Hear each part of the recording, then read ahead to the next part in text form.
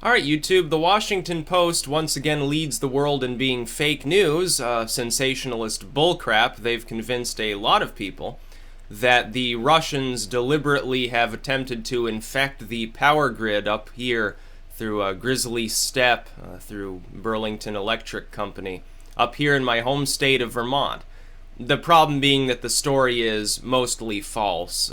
They should really, if Snopes were honest, or if any of these other groups were honest, they'd fact check this report, and they'd see there's a really big difference between the secondhand reporting on it. Even WCAX up here in Vermont took the bait. That's the link in the description. I'm not going to link to the fucking Washington Post. I'm not going to give them any revenue. I'm not going to give them any views. They don't deserve it. They should go out of business. If they're going to start banning fake news on Facebook or whatever, better go after the Washington Post first.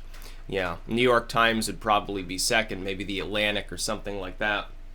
But what actually happened was that Russian origin malware was found on an employee computer at Burlington Electric. It had, number one, it wasn't connected to the grid itself.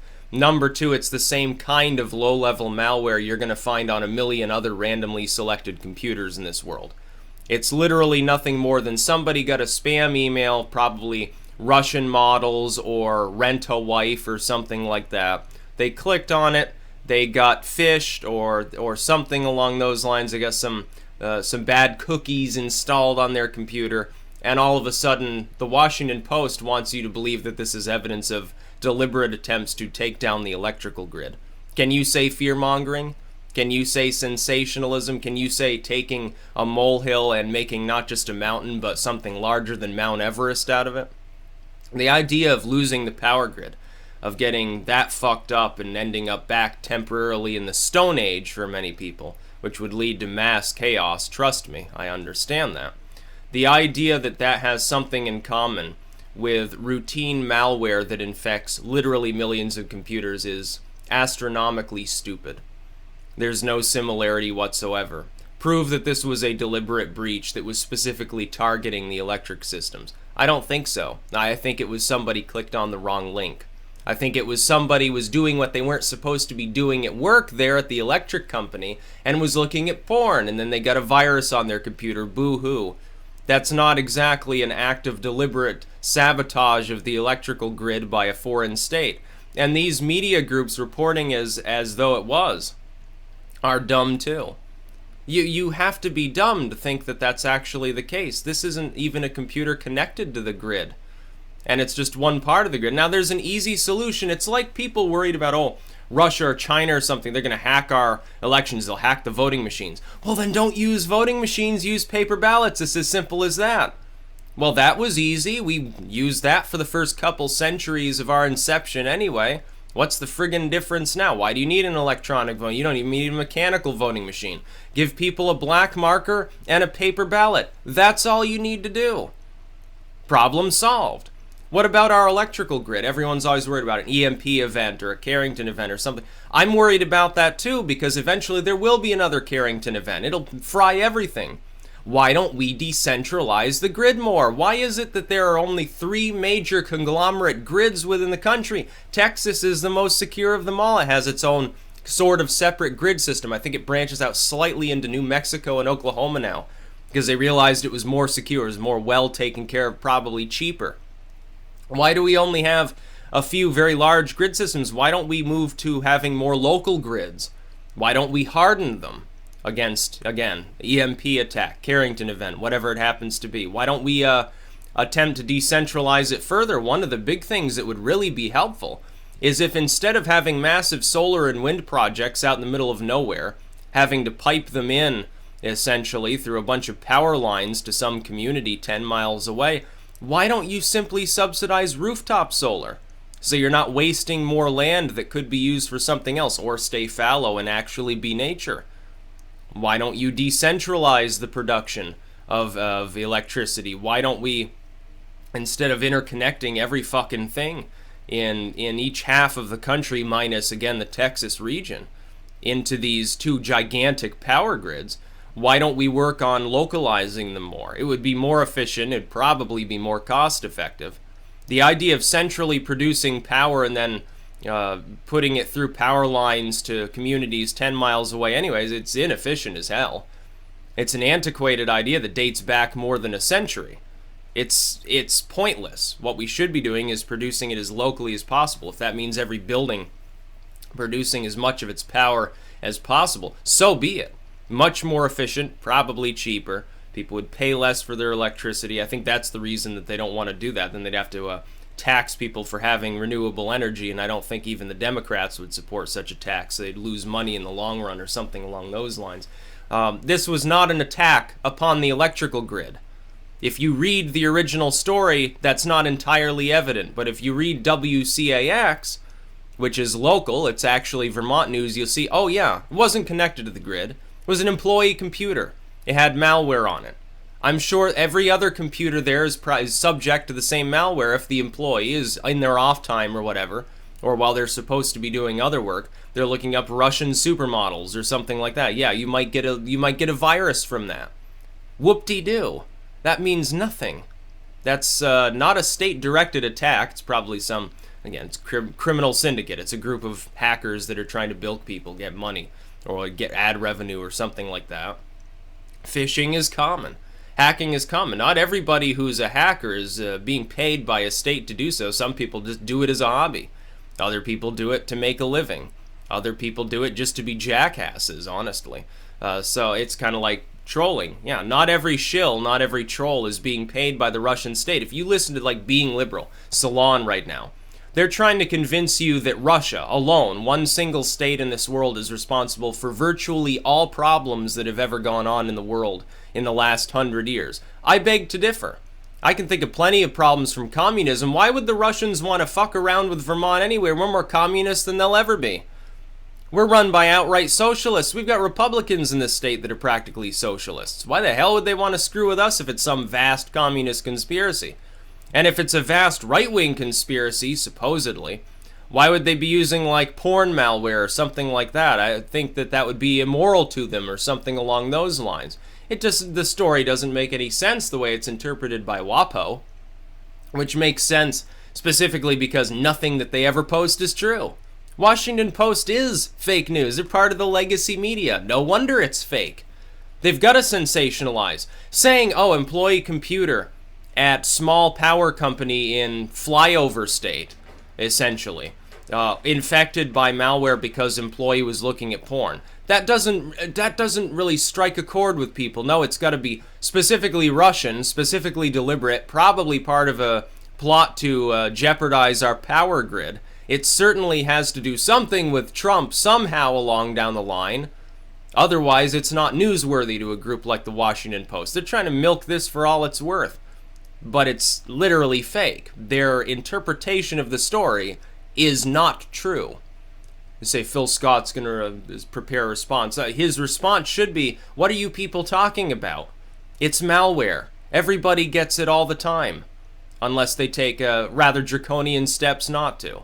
You know, such as, oh, you don't look at porn. Oh, that works pretty well.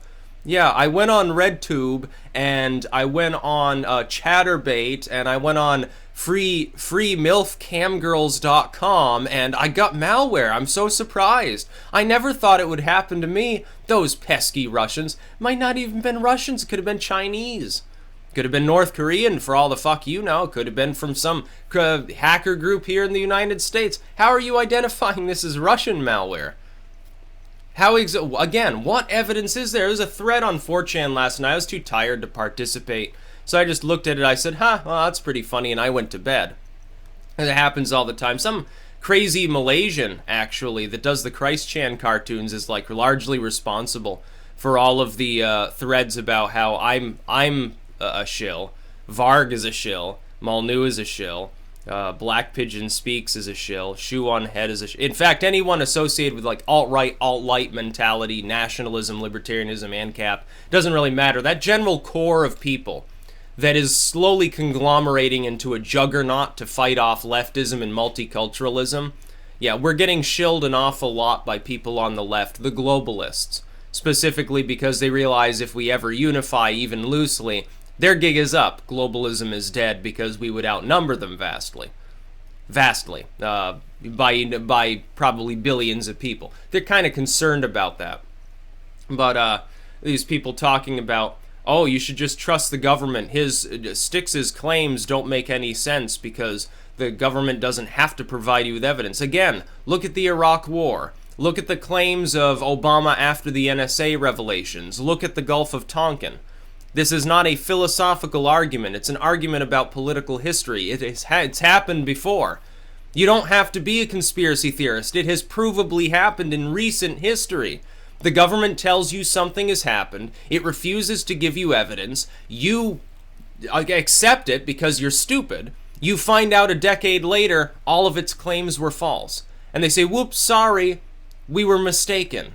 But at the time that they're preparing these statements for you, all these intelligence agencies or government officials, they pretend that they know for a fact based on absolute objective evidence that their claim is real.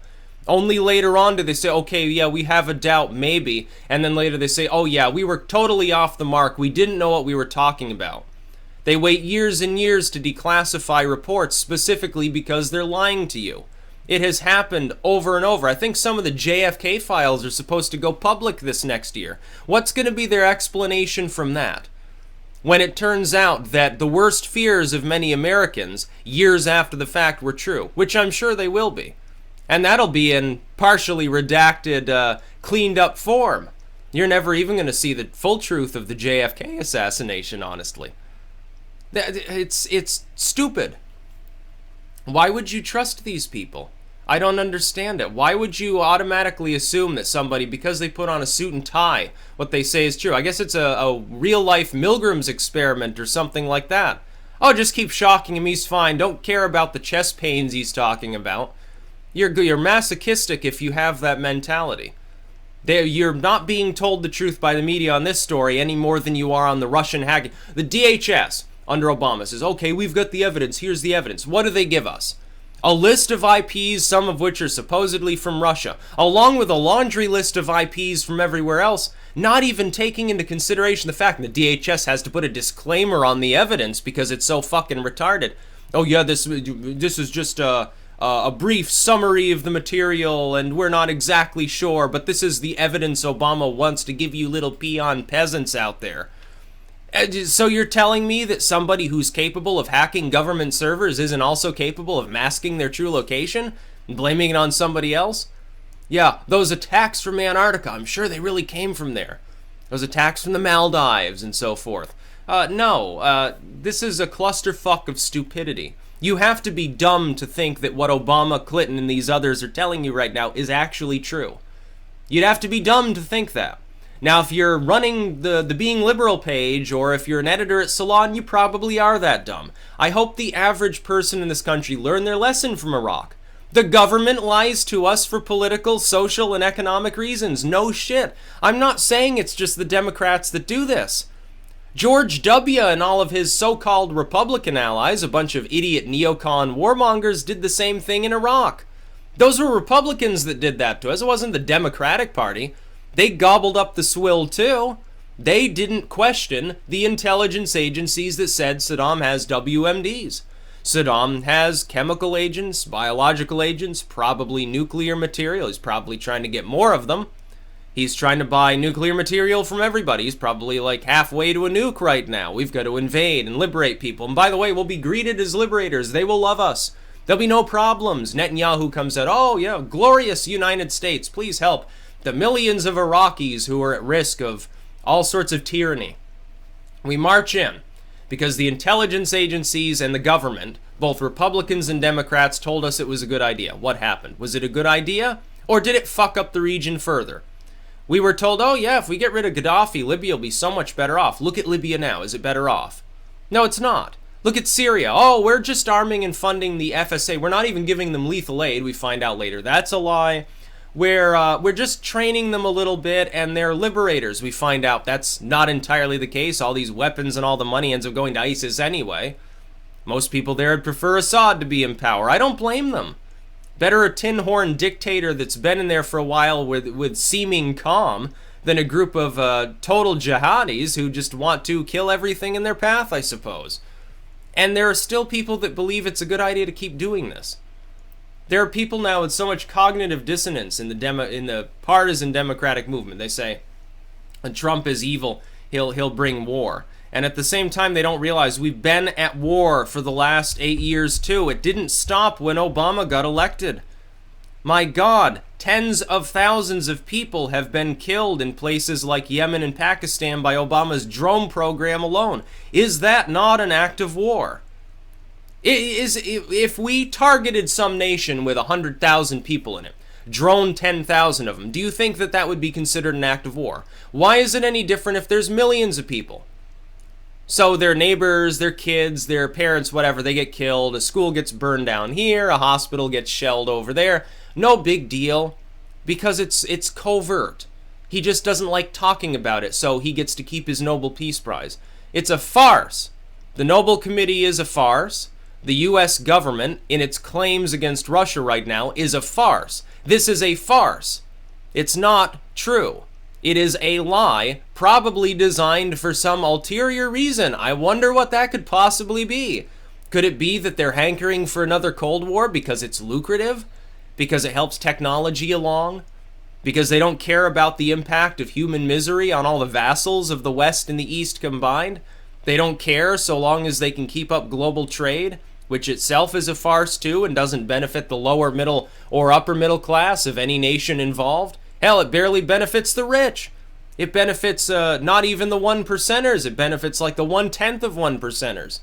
A handful of people, a few thousand people at the very top, the top echelon worldwide. Those are the people that get rich off the backs of human misery through all of these proxy wars. Now, if I said this when a Republican is in office, they'll say, oh, yeah, good liberal, anti-war, what a good person.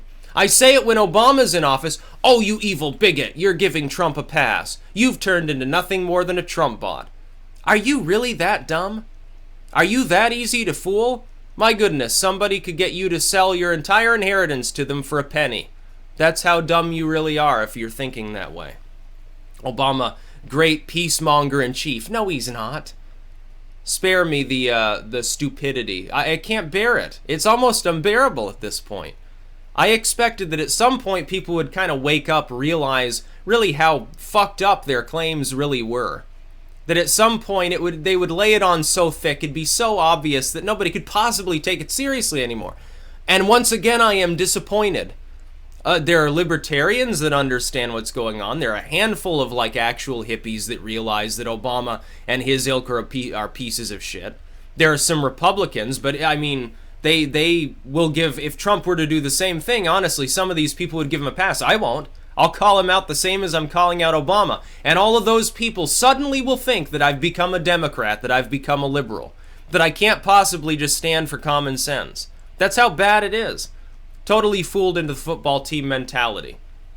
I imagine that they sit there getting fat and ugly, drinking piss beer and eating hot wings when the Super Bowl is on. That's the kind of person I expect to have the mentality of that sort of thinking. That's the sort of person that I expect to think that way. I don't expect the average person to do that. My goodness, have I ever been let down?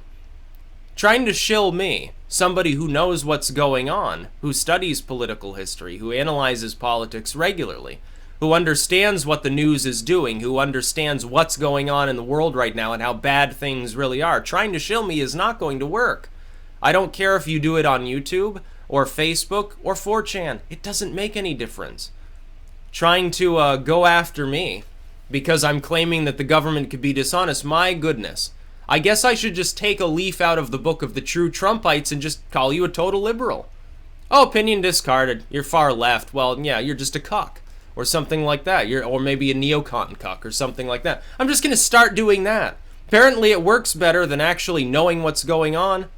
So, yeah. I'm not even pissed. People thought I was pissed on my last video. I'm not pissed. This has been going on longer than I've been alive. It's not new. I'm not saying that Obama or Bush or any recent political figure dug this out of their ass and all of a sudden it's a new paradigm or something like that. I'm not saying that. It's going on all over the world. Yeah, it goes on in Russia too. They're filled with propaganda. I'm not giving Putin a pass. I don't even care about Putin. But to blame Russia for all of these things for political gain from within the establishment order of the United States government is dishonest, and people should know better. And they have the right to have at least one person capable of delivering the truth to them on a regular basis. They're not going to get it from the Washington Post. Not going to get it from even apparently their local media, WCAX. Well, it was kind of half-assed from the WAPO article, and they had sort of the little line about, oh, well, it wasn't really connected to the grid, and they're not exactly sure it was a deliberate attempt or whether it was just like routine malware. They insert that, but that's like way down the article. They have 2 paragraphs of, oh, Russia this, Trump that, before they even get to it. Apparently even the local media is compromised. I wonder why, because they're affiliates of the larger legacy media. It's simple. It's not a conspiracy theory. It's power corrupts. That's all you have to understand. These people have been in power too long. They're like a bunch of weeds. They're overgrown. We need to prune them back a little bit, let in a little bit more light so something else can fucking grow for once. That's the problem we have in this country. It's a problem everybody has in every country.